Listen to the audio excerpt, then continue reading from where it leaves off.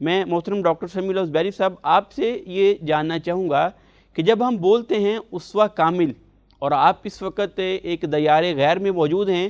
وہاں پر آپ کیا محسوس کرتے ہیں ایک غیر مسلم کنٹری کے اندر ہوتے ہوئے کہ ایک وہ معاشرہ تھا جس وقت جناب محمد رسول اللہ صلی اللہ علیہ وسلم تشریف نہیں لائے تھے اور وہ مختلف قسم کی جہالتوں میں، ضلالتوں میں، گمراہیوں میں مبتلا تھا، اور آج بھی وہ معاشرہ موجود ہے؟ تو کس طرح آپ علیہ السلام نے اپنی دعوت کا آغاز کیا اور کیسے آپ نے اس معاشرے کو بدلا، اور آج جس ملک میں آپ موجود ہیں ان لوگوں کی حالت کو سامنے رکھتے ہوئے ہم اپنے معاشرے کو کیسے بدل سکتے ہیں؟ اس حوالے سے ناظرین کی رہنمائی کیجیے۔ بہت شکریہ Ehsan T V and team and Abdul Rahman صاحب، آپ کا بہت شکریہ۔ سوال بڑا اہم ہے اور یہ بڑا ریپیٹڈلی سوال کیا جاتا ہے کہ نبی علیہ السلام سے پہلے معاشرہ بڑا خراب تھا اور تعلیم نہیں تھی، تمدن نہیں تھا، وہاں معاشرتی تقسیم تھی، طبقاتی تقسیم اور ظلم اور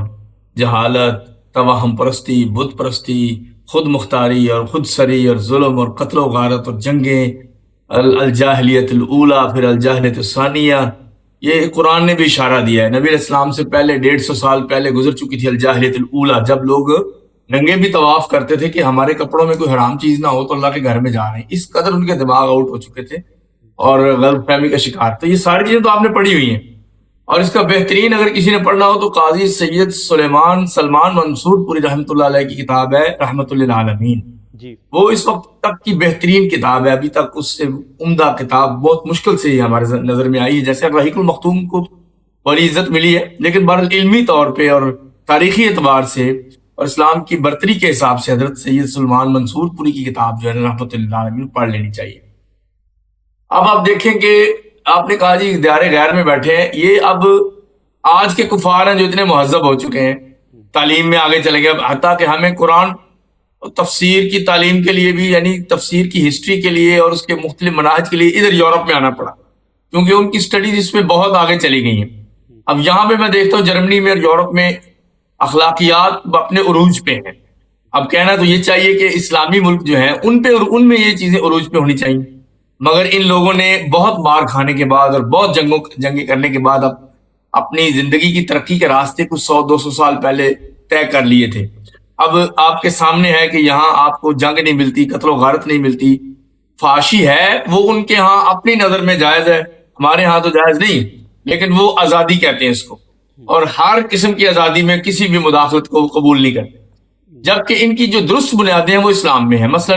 مداخلت کے بارے میں جو ہمارے رویے ہیں، آج کل کسی بندے کو کوئی خوشی بھی مل جائے تو ہم اس کو بھی نہیں چھوڑتے۔ قرآن حدیث میں آتا ہے کہ من حسن اسلام المرء ترکہ ما لا یعنی، ابھی حدیث آپ پڑھ بھی رہے تھے کہ بہترین خوبی یہ ہے کہ کسی میں معاملات میں مداخلت نہ کی جائے۔ بہرحال جو عرب معاشرہ ہے اس سے پہلے آپ کو میں بتا دوں کہ حضرت عیسیٰ علیہ السلام 2000 سال قبل، آج سے